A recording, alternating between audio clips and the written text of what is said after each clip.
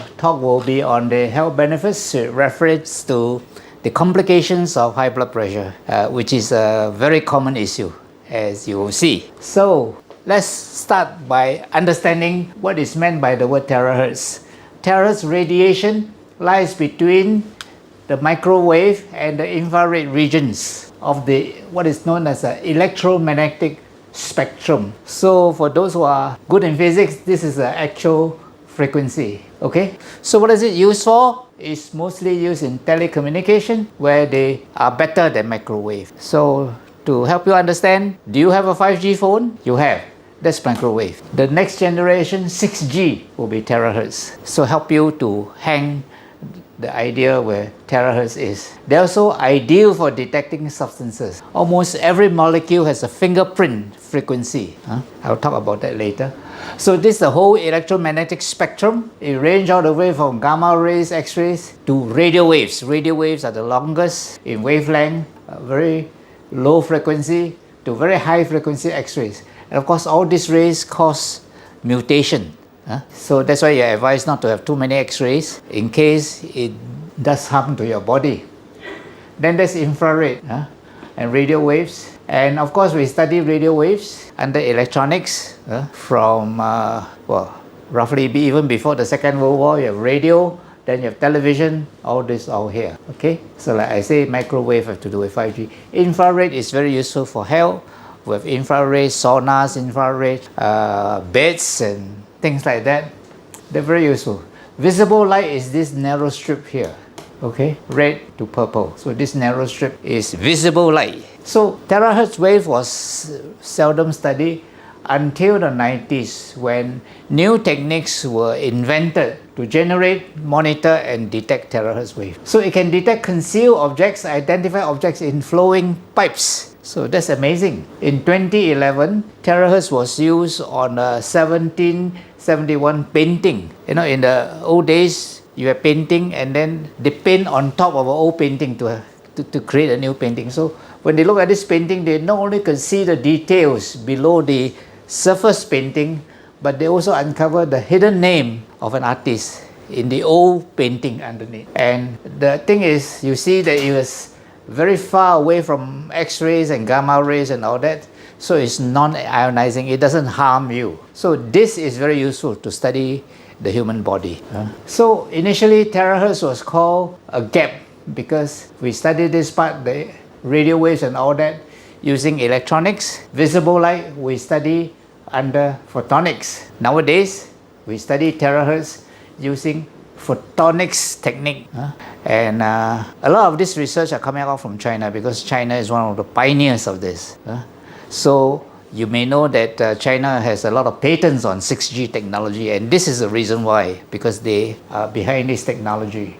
What are the applications? As I say, the chief application is in telecommunications. 6G is terahertz, and a few months back they did a research because you know that handphones have this history of causing brain cancer, right? So one of the things they want to do was to show that whether it is safe or unsafe, and they found that it was pretty safe, which is expected because of the nature of terahertz waves. It has military and security applications because it can look inside. And on YouTube you see a video, traditional imaging technology for security can't pick up something that's hidden deep inside. TeraHeartz was able to pick it up.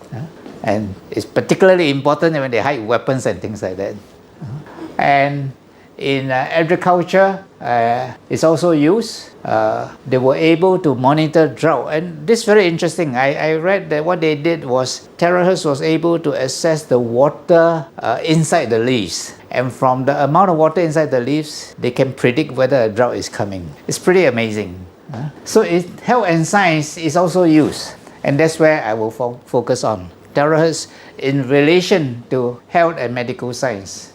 And because of that, TeraHeartz has been named as a light of life. So as far as the medical applications are concerned, there are two aspects. One is for imaging.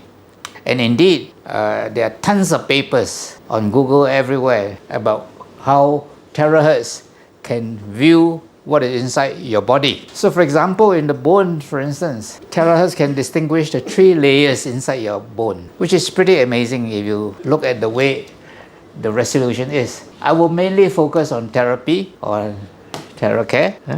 So where does the healing properties of TeraHeartz come from? From two aspects. One is the heat, it can penetrate.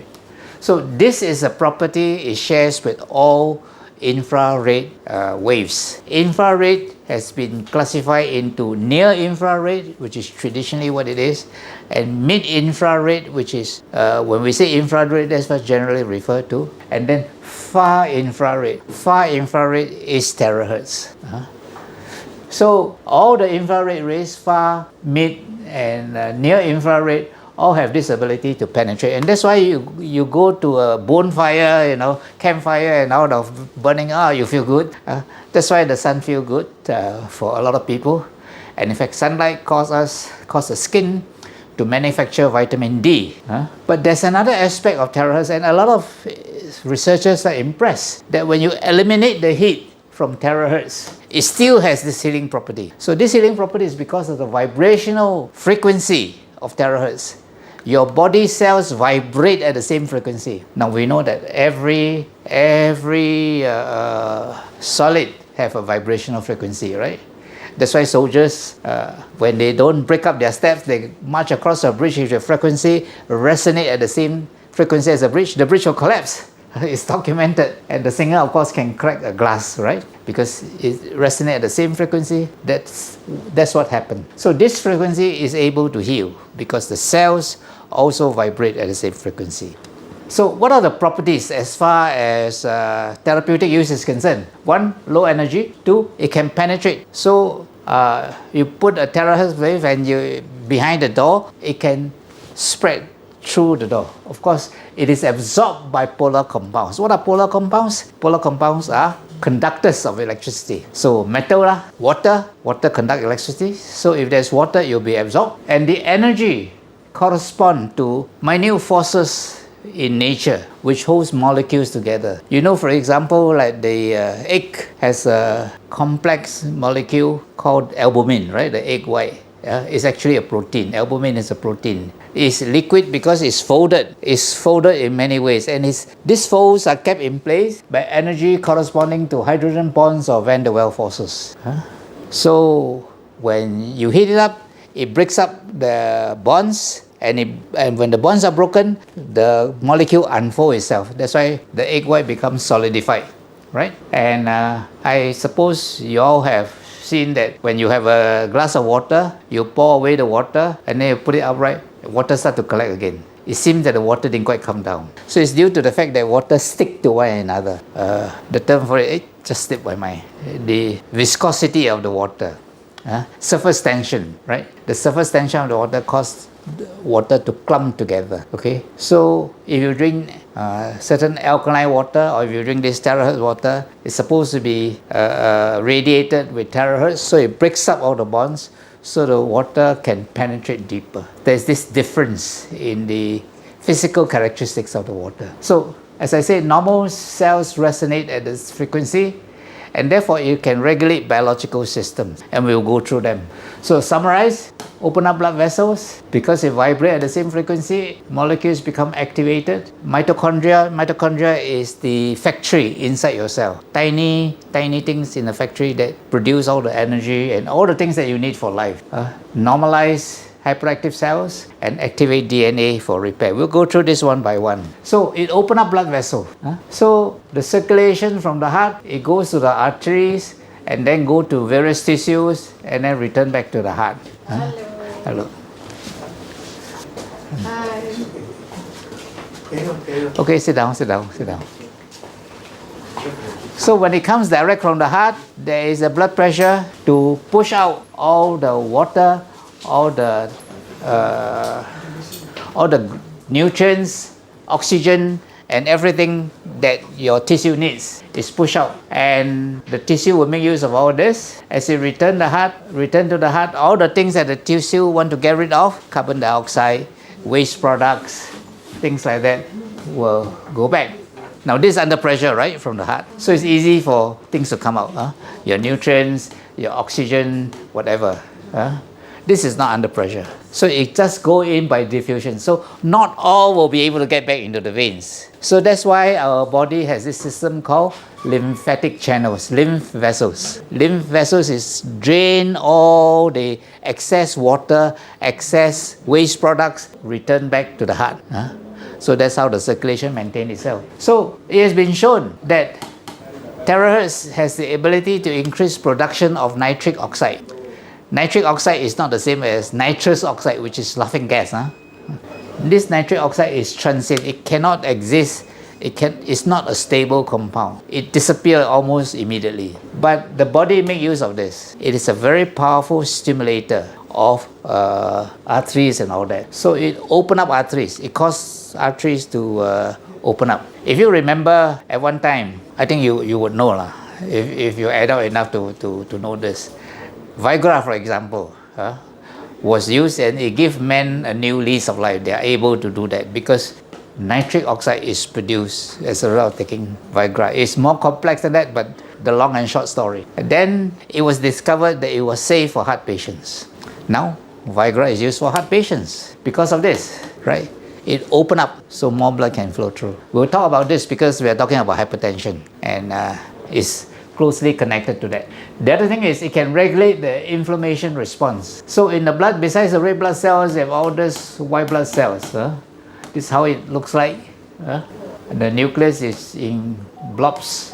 And inflammation is a very important cause of illness. In fact, you can say that almost all illnesses are inflammatory. There's an inflammation, and that's why we're not able to do a lot of things. A lot of rash, a lot of autoimmune disease, that is diseases where your body attacks its own cells. You see in the skin, in the joints, and in a lot of other places. So it can reduce that, and that's pretty powerful.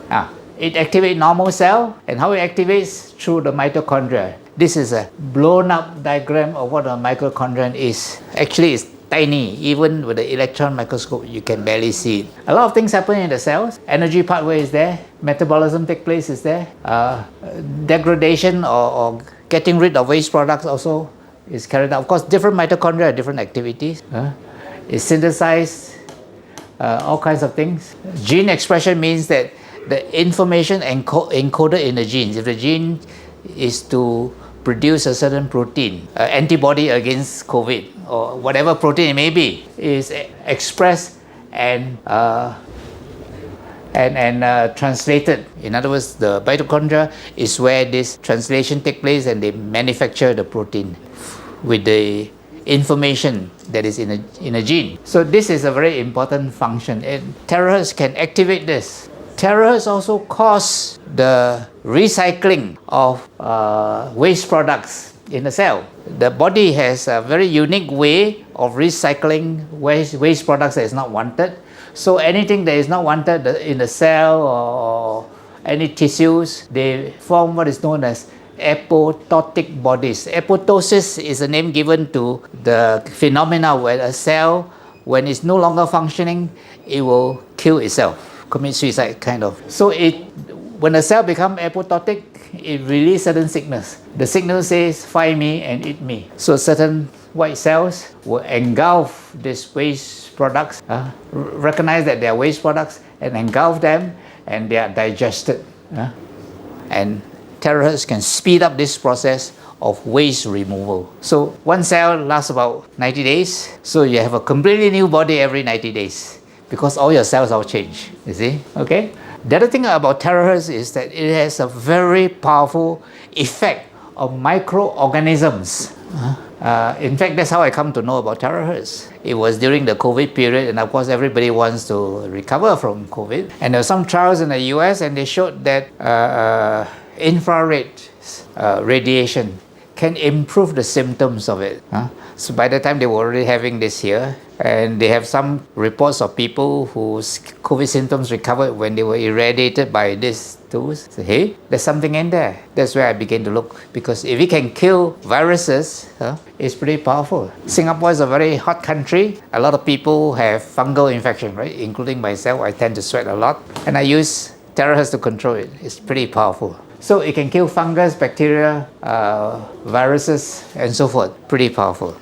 The last thing is that it's able to activate DNA. As far as DNA is concerned, activation is important because if you want to duplicate, you want to create another strand of DNA, you must open it up, read what is here and create another one, right? So read what is here and create another one. So when you unzip the DNA, there's one purpose. Remember I said just now at the mitochondria that the DNA contains the signals, the message on how to create any molecule that your body needs. So to do that, you must open up also.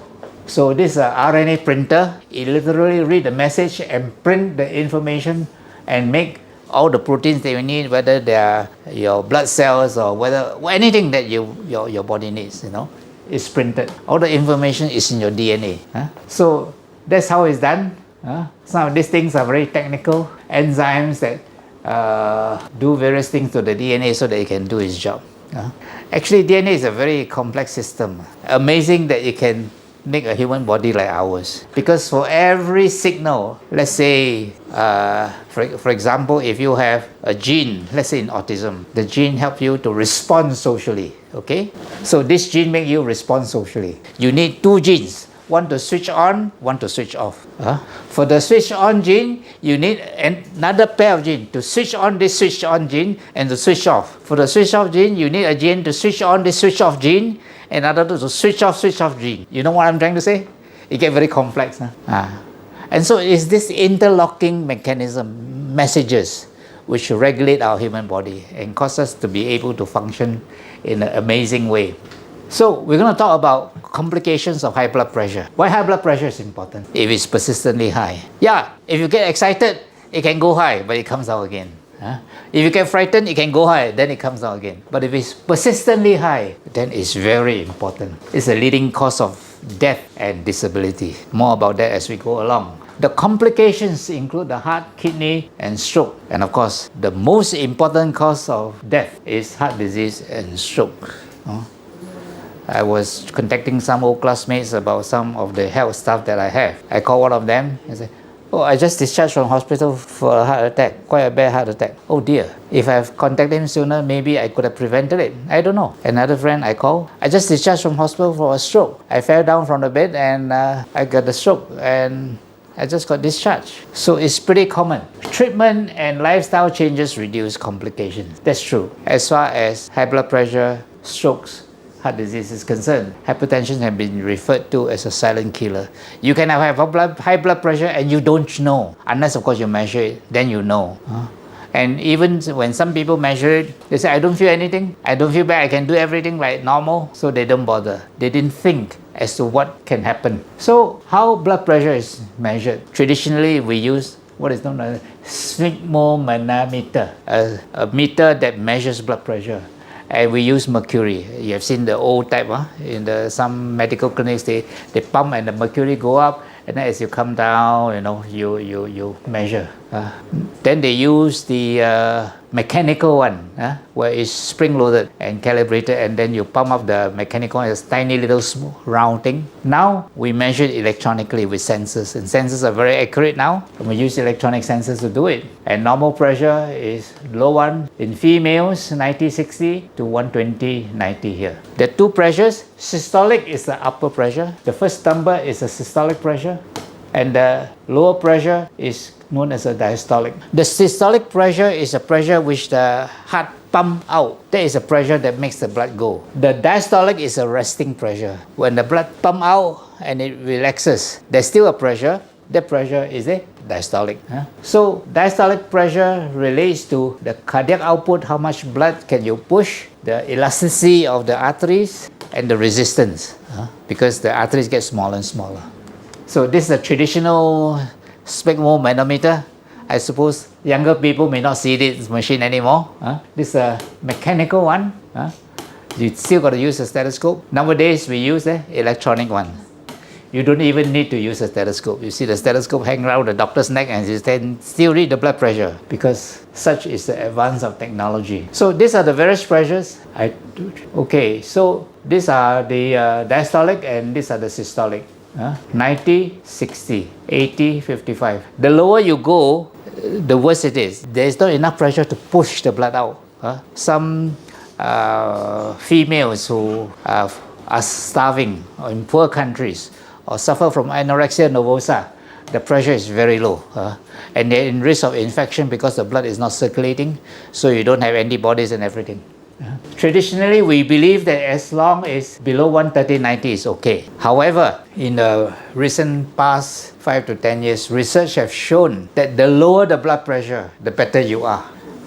When I went for my stress test recently, I discussed with my cardiologist, and he tells me that the latest research is that we must go below 120/80. Indeed, now my blood pressure is maintained about 110/70, which is below of what is accepted to be normal. In the past, they say if you're old, you can tolerate a higher pressure because your arteries are stiff. It's not believed anymore, because the higher the pressure, the faster you die.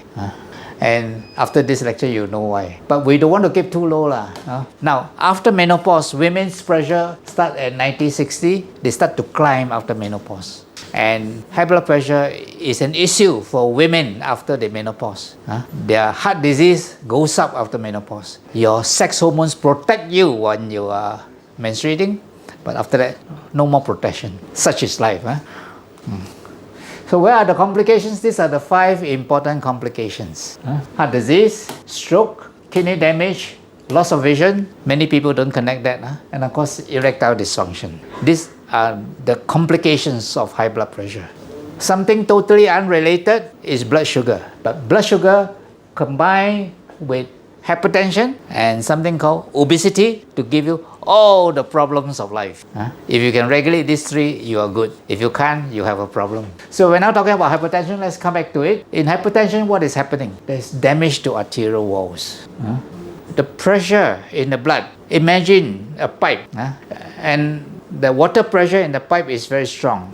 The walls of the pipe will become weakened, isn't it? And then you have problems, right? Pipe bursts and all that because one causes a high pressure, isn't it? It's the same with your blood vessels. What? You have high pressure, what happens? It weakens and there's damage. And when it's damaged, a lot of things happen. Heart ischemia. Ischemia means short of oxygen. So your blood is supposed to supply your tissue with oxygen, right? Not enough. Ischemia. Infarction is when it got blocked. And when it got blocked in your heart, that is an infarct. Doctors don't use the word heart attack, they use the word infarct. Your muscle die. Aortic dissection is a very unique disease. It's seen in old age and in a disease that we no longer see. I will talk about it. And congestive heart failure. Congestive heart failure means that your heart is so weakened that it cannot pump heart. And so there's congestion all over your body. So the only way out is you replace the heart. That's why heart transplants are done, right? You have a new heart. You replace the damaged heart, which is failing, with a new heart. So first of all, the damage to the arteries, called atherosclerosis. It's a thickening and hardening of arterial walls. Because when the blood vessel get damaged, what happens? Things get deposited. Fatty material builds up within the arteries. It's called atheroma. And an atheroma consists of cholesterol, protein, and other substances that get caught in it. So when an atheroma blocks the artery completely, it's a thrombosis. When there's a complete block and your heart cell dies, it's an infarction. Different terms. Very specific. So an atheroma causes a block, which is called a thrombosis, and a thrombosis causes an infarction. A thrombus is so called because it's platelets and fibrin. These are the clotting factors. Platelets are tiny pieces of red stuff. Fibrin are the fibers which, when they get caught, it becomes like spiderweb fibers like that. And they catch everything in it. It catch the red blood cells in it, and that's how clots are formed, with these 3. So if the blood flow is blocked, if the blood flow is turbulent, this thing will happen. The walls, the thickening, and the blood components, all this. And if it's not blocked completely, there's a restriction of oxygen supply. Ischemia. When it's blocked completely, there is no oxygen supply. So when you're young, beautiful, new pipes, as you get older, it builds up. How many % block you have in your arteries before you know that it's being blocked or you start having symptoms? Any of you have a guess? You need your arteries to be 80% blocked for you to have symptoms. In fact, when I first had my heart attack more than 20 years ago, and I was followed up by my cardiologist for about 10 over years. As we go along, other places in my coronary arteries that only have 20-30% block becomes 50, becomes 60. So I need more stents to be put in to open up the block, and this is exactly what it is. So atherosclerosis, you have all this cholesterol and whatever things there, blood vessels, red blood cells, platelets, normal artery go through, block, narrow, and these are called plaques. Now when there's a narrowing, the blood flow is very turbulent, isn't it? So as it becomes more turbulent, that's where more accidents will happen. Now the thing is, you must also realize that when you block, 80% block, you start having symptoms. But there are two kinds of block. One is when you start having symptoms, one is stable, one is unstable. Stable one, it doesn't grow. That means it stay at 80% for quite a while. So these are the ones where the doctor will tell you, okay, it's stable, you can go home, we don't have to do it now, decide when you want to have your stent or whatever. Then in my case, and in a lot of people's other cases, the block is unstable. Unstable means that the blood flow is so turbulent that it goes from 80 to 90 and to 100. So that's unstable. My infarct was an unstable one. So I was wheeling immediately, and immediately I was stented. My first time I was stented. So that's why it's very important to know. So this is a progression. Plaques form due to damage in the arterial wall, form in the lining of the artery, then it grows, then when it ruptures, attract more things, and then this is about, what do you think is the percentage? 80, 90? Probably 90 or maybe 95 even. That's when you have a pain.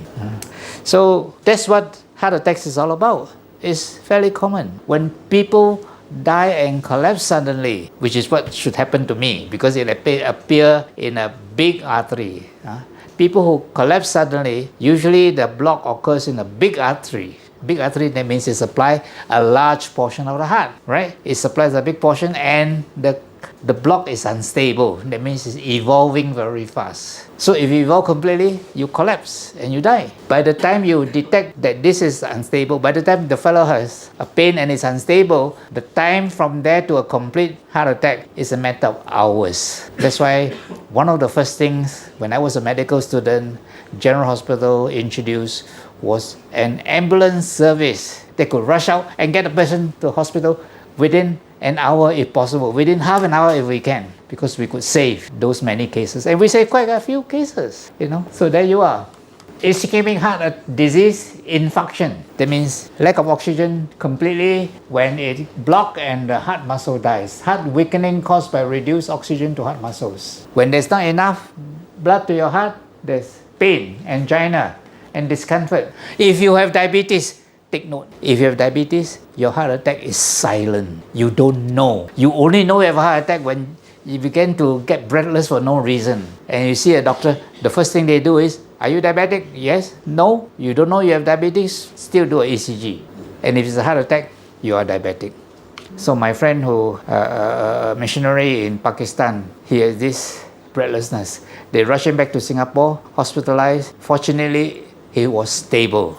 He didn't know he was diabetic, but because it was silent heart attack, he was diagnosed to be a diabetic straight away. He died a few months later. So if you're diabetic, it is a silent heart attack. Shortness of breath, cold sweats, nausea, lightheadedness. And of course, if you have smoking, alcohol, inactivity, that means you don't exercise, or you are not physically active, or poor diet, blood pressure is an important risk factor. So the only way to detect whether you have heart attack, whether your heart is responding to the lack of oxygen, is by means of an ECG or a stress test. Stress test means they exercise you to bring on the symptoms. Okay? Infarction, when you really have a heart attack, when your heart muscles are being killed. Chest pain is described differently by different people. Some describe as pressure, tightness, squeezing, aching, occupies your whole attention. For me, it was like, it won't go away and I can't take attention. It required me to do something about the thing. So I have to do something. The pain and the discomforts can go to the shoulder, can go to the arm, go to your back, go to your jaw, your teeth, and the upper part of the belly. In fact, I know of a case who went to Glen Eagles and for stomach pain. So I seen guy a gastroenterologist who do a scope, everything, and then pronounce to the wife, everything is normal, but he still have the gastric pain. Maybe you should send him to a cardiologist. They send to a cardiologist, found he was ischemic heart, on the verge of a heart attack. Unfortunately, it was too late. He died of a heart attack. So, unfortunately, that's what happened. So, you got to remember all the variation. Nausea, heartburn, indigestion, dizziness, lightheadedness, irregular heartbeats. Immediate medical attention is necessary. There's no way you can escape a heart attack. And after the attack has passed, if it's a stable one, you feel sad, angry, anxious, lonely, and confused. That's what happened. A heart attack is very dramatic, you know. So coronary artery disease, these are the coronary artery. This one go round under the base of the heart. This is a very big artery. For me, the artery that was affected was this artery. It goes to the bottom of the heart. So because it supplies such a big portion of the heart, I would have collapsed and died if I have not been in hospital in time. I'm lucky to be alive. So when you have a clot, that's what happened. Blood cannot go through. So, okay, this is a bit complex. You can take a photo of this for your own reference. Traditionally, we think in terms of hypertension, smoking, blood fats, diabetes, physical inactivity. Nowadays, we think of this. Other things, your ovary, polycystic ovary, hypoestrogenemia, that means your sex hormones are inadequate, you're on oral contraceptive, or you're on menopausal hormone therapy. These are the factors that we're going to consider, and it is important, especially in females. Other factors we now consider. See, life is getting complex. Now, we not only think of all the traditional factors, but we think of obesity. OSA is to do with breathing, metabolic syndrome, which is to do with diabetes, pregnancy outcomes, autoimmune disease, chest wall radiation, too much X-rays, anemia, chemotherapy, CRP. C-reactive protein is a marker for cancer, or osteoporosis can cause it. So we now recognize a lot of contributory factors to heart attacks. It's not just hypertension. Hypertension is the most important because all these things affect hypertension. All right. So ischemic heart disease, and this causes a lot of other things. Endothelial dysfunction, which is the cell of the inner layer, insulin resistance, inflammation, and all that kind of thing. So these are normal, narrow, getting more and more narrow. How do you do an angioplasty? You put in what they call a balloon. So you put this blue area is a balloon. They blow up the balloon, it becomes a net. It holds the arterial wall in place. So from here, it becomes here, right? This is how it takes place. Okay, right? It's a very elegant technique. If you don't do angioplasty, it is a bypass. That means you cut this off, then you take a vein from your leg, your back of the leg and thereabouts. There are plenty of veins there. You cut a vein and insert the vein in between and stitch up the thing. So that's a bypass. This is angioplasty. That's what I have. They put a balloon, they blow it up, and this wire mesh that holds up the artery. There are two types.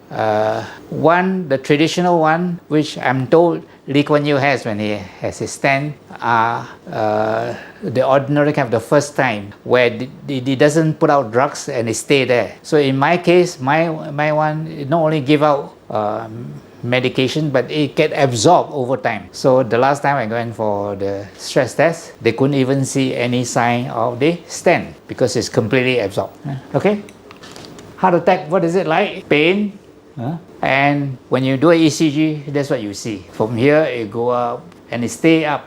Normally, it goes up, it comes back to the baseline. And then there's a bump here. But if you have heart attack, it goes elevated. And this is an indication of the heart attack. And different way of describing it.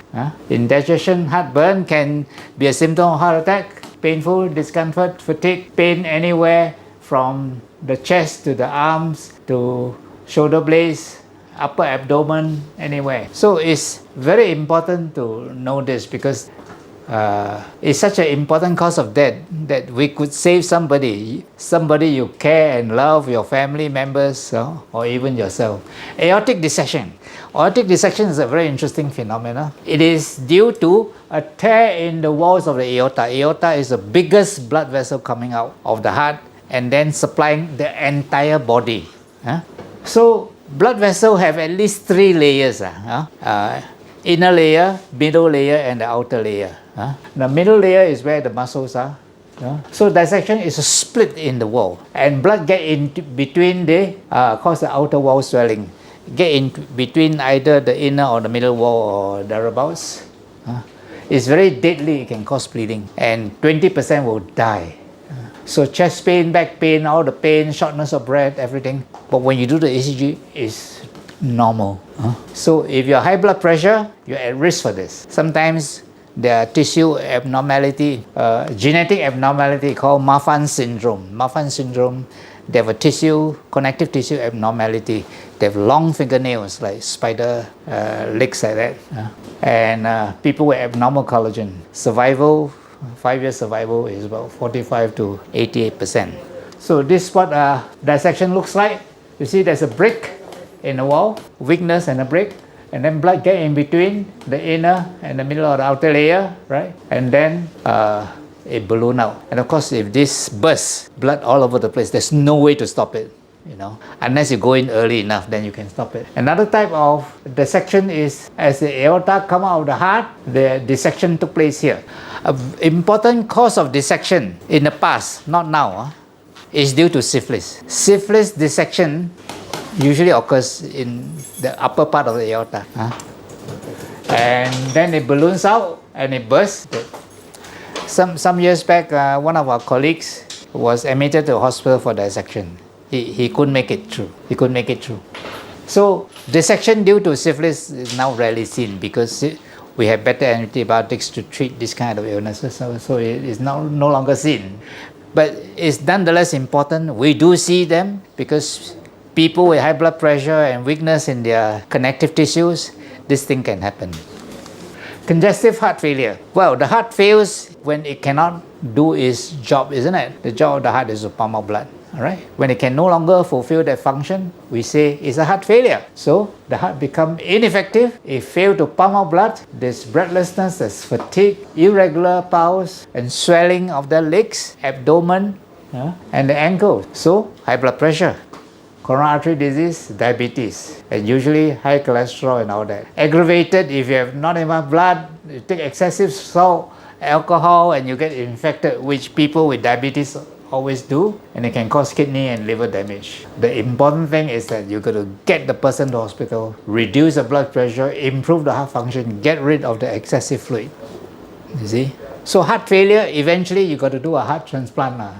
Advanced treatment, heart surgery, heart transplant, pacemaker, ventricular pumps, all these various things to make the heart function again. Because the heart failed. And then you got to manage associated conditions. And usually diabetes is associated, asthma, thyroid, everything. And of course, a lot of lifestyle measures. You got to change your lifestyle in order to survive. It's very difficult. So how to treat heart failure? Medication, reduce salt, maintain healthy weight, change your diet, potential surgery. So pacemaker, ventricular pumps, something inside to stimulate. This is actually a pump that is outside, isn't it? So various techniques have tried, including heart transplant. Heart transplant is more common nowadays, but still it is a challenge. Instead of going for a heart transplant, protect yourself, look after yourself, make sure your heart don't fail. Strokes, 2 kinds of strokes that we want to look at. One is hemorrhagic stroke and one is ischemic stroke. Ischemic stroke is like the heart, ischemia, reduced oxygen flow. In other words, there's a formation of plaques in the vessels. So a stroke is the same as a heart attack if it's ischemic stroke.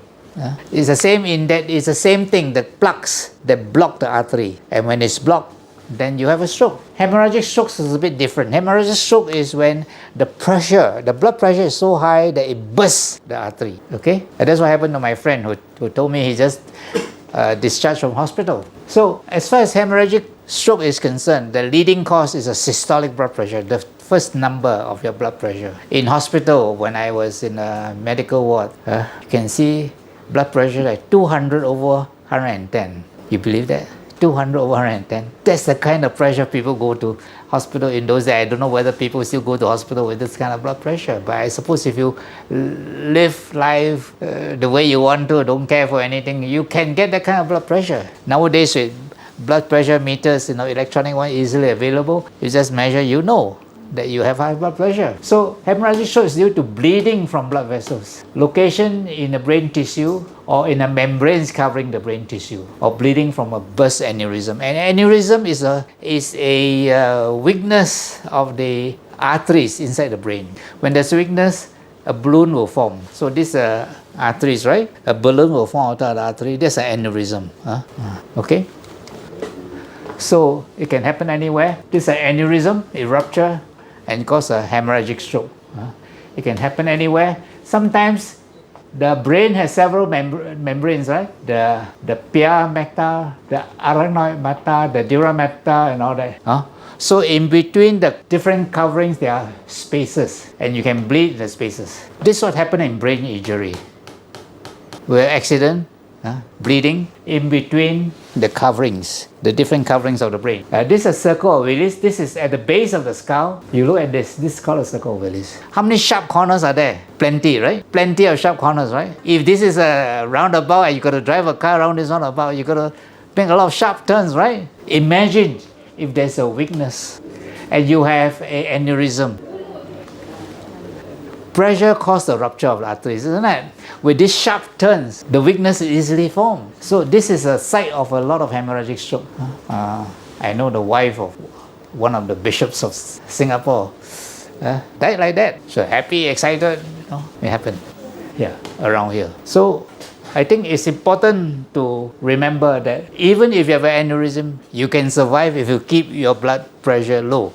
That's the best message I can tell you. Ischemic stroke is like heart attack. There's narrowing, it's disease. It's usually happening around here by the side of the neck, caused by blood clots, cholesterol floods. Blood is cut off, cell die because of lack of oxygen. Survival is somewhat better than hemorrhagic strokes. 1 year survival is 60% versus 38%. That means 60% survive, but hemorrhagic stroke only 38% survive. In 5 years, 31% survive versus 24% survive in hemorrhagic stroke. So if you have a stroke, preferably with ischemic stroke. So I have heart disease. I just did an MRI recently, and the MRI picked up minor strokes all over the place.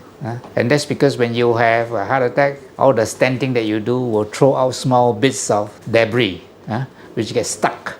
And this causes minor strokes. And that's why you need to take your medication, your blood thinners, so that the clots don't occur. It's very important for that reason. And that's why it's important to exercise so that you can recover fully. Because if you don't exercise, what happens is when you kill the area, it don't recover. I realized I have a minor stroke when one day I get out of bed and feel unsteady. Then I realized that I have lost the sense of balance on my left side. So when I see the doctor complain, they send me for MRI, and it was a stroke, what they call a lacuna stroke. So once you have heart disease or stroke, you got to be very careful. You're at risk for both. Okay? Warning signs of an impending stroke: numbness, weakness of face, sudden confusion, sudden trouble speaking. I was talking to a lady, we were having a business transaction, and I mentioned the fact I've had this. Somehow it came up in the conversation and say, oh yeah, her husband was detected to be a stroke because one day they have a custom of calling one another before meals, right? Like I think Asians are like that, my culture and in her culture, which was Indonesian. So when she could not call the seniors and couldn't vocalize, they realized something is happening. They rushed to hospital, found to be a stroke. Trouble seeing, trouble walking, dizziness, loss of balance. That's what I got. Loss of balance, coordination, severe headache for no known cause. Post-stroke depends on which part of the brain affected. Now, some parts of the brain, like the midbrain, if you have a stroke there, you die fairly rapidly.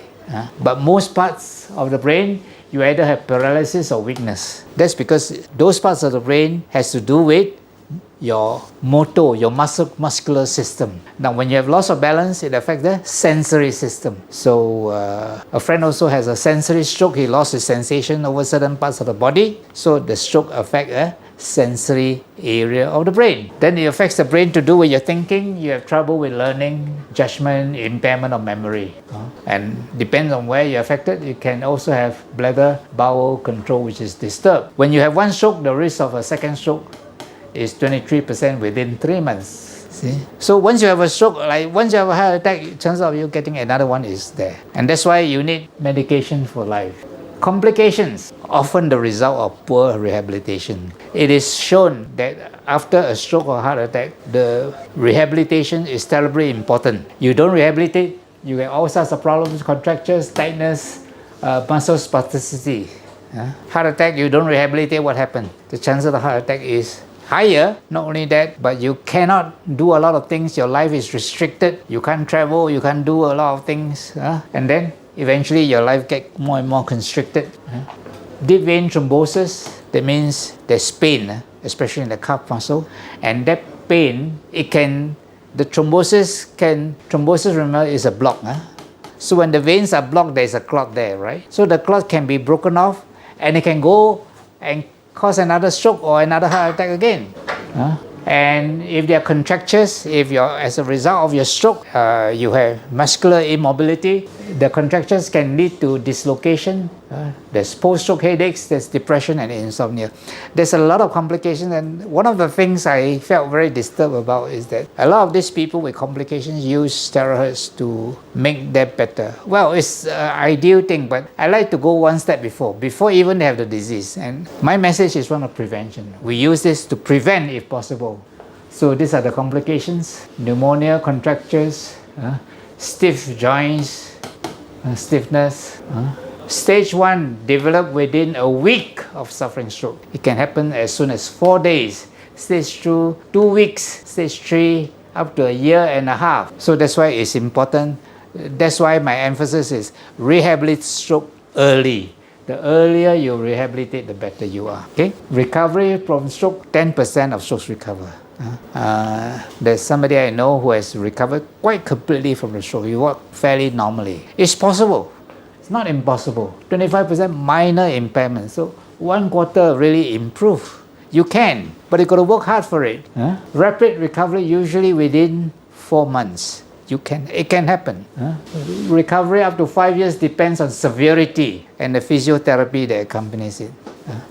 The more parts of your brain get affected, then it's harder. Minute strokes that I have, tiny strokes, easier to recover. And to all intents and purposes, I think I recovered about 95-99% now.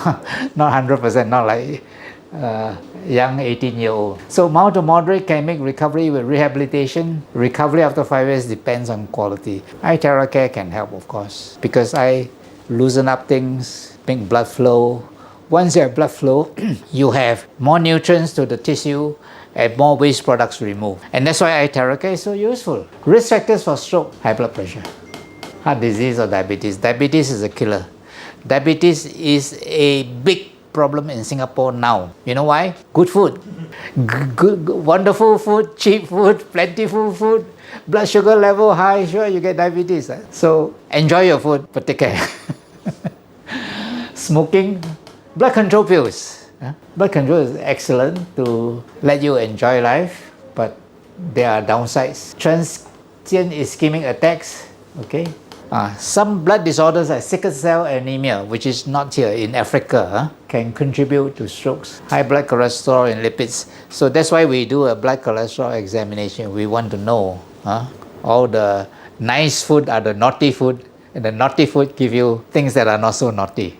How to prevent? Fresh food, as well as nutrition. Keep a healthy weight, regular physical activity and exercise. If you haven't smoked, don't stop, don't start. If you are smoking, stop.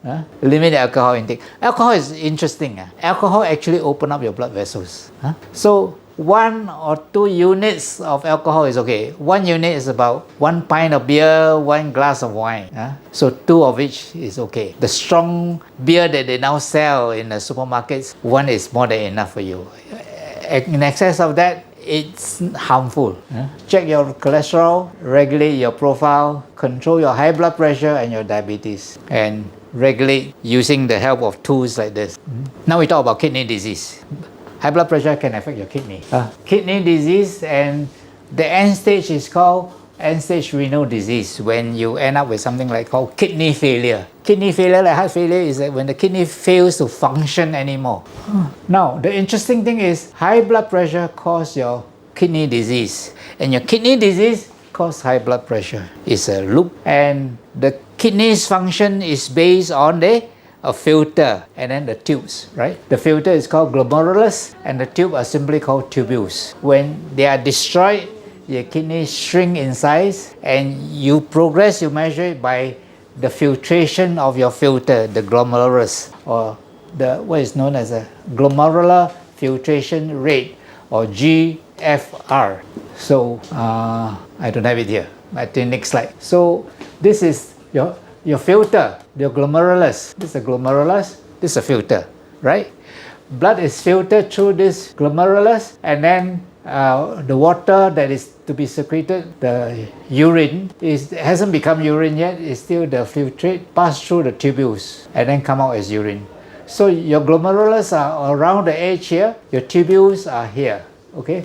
And then the urine goes here and out, okay? That's how your urine is produced. So again, this is another view, your glomerulus, your filter, as blood goes through, water is filtered out, pass through the tubules. When it passes through the tubules, a lot of things happening, you see. Things that the body requires will be taken out. Things the body don't want will be pushed out. So in other words, it's a rebalancing.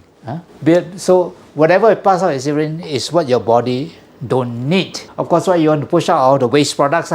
What you take back is that if you need sodium, you take back the sodium. You need potassium, you take back the potassium or whatever. Protein, any protein in the urine you want to take back, right? So that's why protein in the urine is abnormal, because it should be taken back, but it's not. So that's what happened. So there are 5 stages. I'll show you the different stages. So if your filter, your glomerulus and the tubules are destroyed, of course it shrink in size. This is a picture under the microscope. These are the symptoms of chronic disease, chronic kidney disease. Your urine is bubbly or foamy, tiredness, dry. Your dry and itchy skin is because all the waste products didn't go away, so it get deposited in the skin, swelling, puffy eye. This one cause of puffy eye, kidney disease. Can't sleep, loss of appetite, or you may need to pee more often or you pee less, muscle cramps. So how we measure kidney disease? You want to take the photo? Yeah. Okay.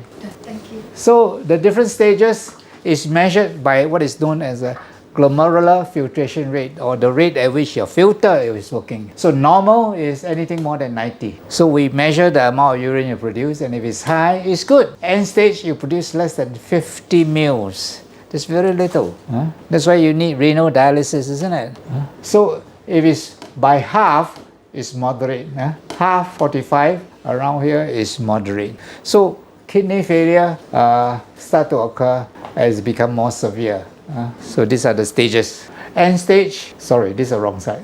So the treatment for kidney disease really is a transplantation, where the kidney get attached to the lower part here, and you can drain the urine into the bladder. So this is dialysis, hemodialysis, where the blood is sent to a heart-lung, to a dialysis machine, and all the waste products is removed. Go ahead. Yes.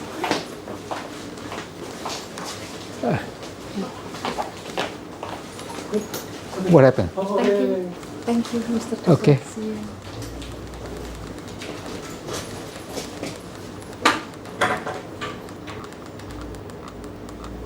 Okay.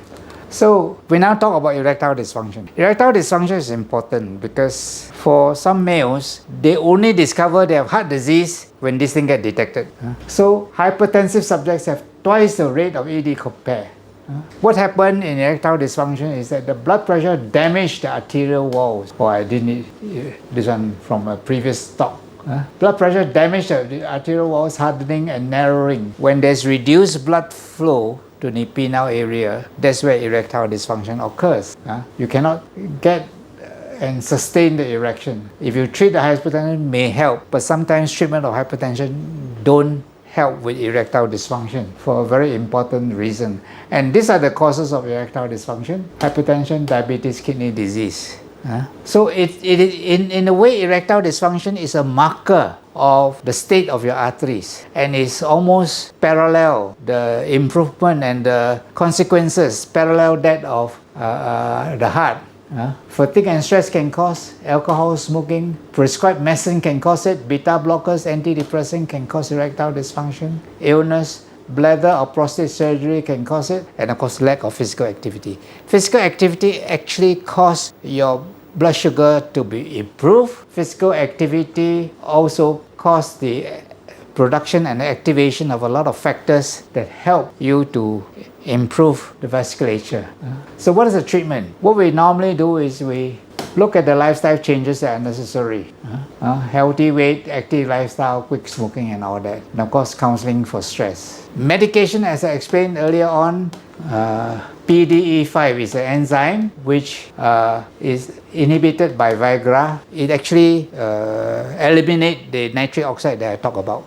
So it's the same reason why Viagra is effective in diabetes, you see, or in heart disease. It opens up the blood vessels. So this open up the vessels. In medicine, we have looked at various ways of improving erectile dysfunction, and among the various gadgets that have been invented, vacuum constriction device seems most effective. In other words, they use a pump to create a vacuum, or they use water to create a vacuum, and it has the effect of causing the muscle to relax and more blood to flow into the penis. And apparently this can be sustained even after you remove the pump. So nowadays urologists advocate the use of pumps for elderly males who are affected. Surgery sometimes is done, but less often. You do a penile implant or revascular surgery. Then of course, alternative therapy, there's plenty on the internet, from Tonka Ali, which is cheap here but sell in the US for what, 60, 100 US dollars, that kind of thing. Expensive. Maca and a lot of other stuff which are now touted by their proponents to be very effective for erectile dysfunction. So erectile dysfunction are caused by these two tissues, the chamber or cavernosa cavern, where blood flow in and the penis can erect. So when there's not enough blood due to high blood pressure or whatever, then it becomes very flaccid.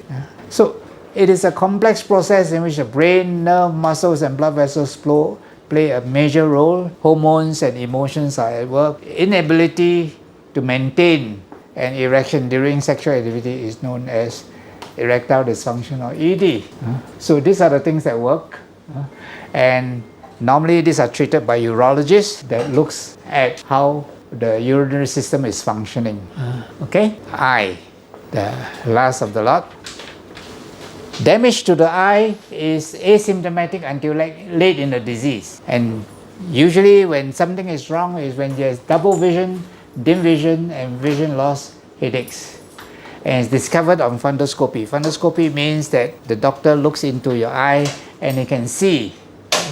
Now, eye disease caused by hypertension, no cure and cannot be reversed. You can slow it down. When you detect it, you can slow down the progression, but it's there already. So it's graded, grade 1, 2, 3, 4.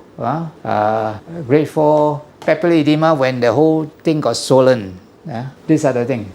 This is almost fairly normal. There's some narrowing of the blood vessels. Then you see all this constriction. Grade 1, 2. Then you see heart exudates, fan-shaped thing. It's getting worse. You can see for yourself. Such a big difference, isn't it? So if there's high blood pressure, why the doctor always look inside your eye? Not because of anything, but to see whether there's complications, because you can go blind with it. So what do? Reduce blood pressure. That's most important cause. Okay, two things can cause you to go blind: diabetes and blood pressure. Pay attention to that. Lifestyle change, rich food to supply nutrients for healing, control of diabetes. protects eyes from UV light. Regular monitoring by ophthalmologists. Now as people get older and more eye problem being treated by eye specialists, you find a lot of elderly people start to wear glasses, isn't it? That's to protect eye from UV light. It's very important to do that. So hypertension related disease, one thing you must remember, are very responsive to TeraHeartz. And that's because hypertension related to disease is due to the fact that these blood vessels open up when you shine TeraHeartz on it. And the most important thing about TeraHeartz is that not only it increases blood circulation by opening up the blood vessel, but it releases nitric oxide, which make it even better. And it has the ability to reverse inflammation. A lot of the damage to blood vessels causing plaques and all that are due to inflammation. And a lot of the disease, whether it is heart disease or strokes or whatever, there's a degree of inflammation and therefore it can help. But notwithstanding that, you must also understand that complications are usually medical emergencies, whether strokes, whether blindness, whether kidney disorders. Medical attention is critical for survival in medical emergencies. What disturbed me is that in some testimonials on TeraHeartz, the people say that they use this only and then they quote blood investigation values. I said, You can't have blood investigation values if you didn't see a doctor, right? Only the doctor can order blood investigation and have those figures to establish your kidney or your heart function, you see. So you must have seen a doctor, and probably the medical attention is more important than using this, you see. That has to be emphasized. Of course, this can do wonders. Sometimes it can do a lot. But when you have these complications, they're usually emergency. Important to recover first, then rehabilitation. And because rehabilitation is a slow process, this is where TeraHeartz can help a lot. Before you have the illness, you can use TeraHeartz to prevent, and that's what we want to do. But when you have the illness, seek proper attention. Of course, at all stages, you can use TeraHeartz. So these are the causes of death for Singapore. This is 2020, 2022. They are fairly comparable, although some figures have increased. Those that are related to high blood pressure, ischemic heart disease, strokes, hypertensive disease, other heart disease. All hypertension related, I add up 29.4. 22 is about the same. In other words, about 1 in 3 persons are going to die from complications of high blood pressure. That's why I give a talk about it. So what do? We want to enjoy life, we want to have a good time. Sure, but let's keep your blood pressure, keep your weight and your blood sugar down. Maintain good habits, nutrition, exercise. Avoid risky lifestyle, smoking, alcohol, lower your stress, have a positive outlook, and our social support is very important. Spend time with your loved ones, be connected with people. Have a happy, healthy life, be serious, be productive, make sure there's lots of fun and laughter as well. So again, this slide tells you the difference between TeraHeartz and medical lasers. Medical lasers can be from anywhere in the visible light to infrared spectrum. Okay, so medical lasers are very concentrated, very focused. That's what it is. TeraHeartz are more like home devices. They don't need medical people to administer. So it's your health assistant, not your doctor. I take this advertisement for TeraHeartz and amended it. Well, TeraHeartz to repair and regenerate, make you look and feel younger. So it can be used for inflammation, pain, blockages, various skin conditions. All this you can use. And not recommended for pregnancy, for acute diseases, congenital problems, implants. Open wounds can. There have been a spate of papers that say that in open wound, use of TeraHeartz improve healing.